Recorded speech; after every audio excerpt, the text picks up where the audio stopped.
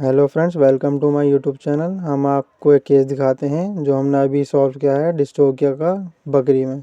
इसमें दो बच्चे निकले हैं। एक बच्चा उल्टा था यानी पोस्टीरियर प्रेजेंटेशन में था, और एक एंटीरियर प्रेजेंटेशन में यानी सीधा था। जो बच्चा सीधा है वो आप देख सकते हैं लाइव है, ओनर उसको कपड़े को गर्म करके सिकाई कर रहे हैं।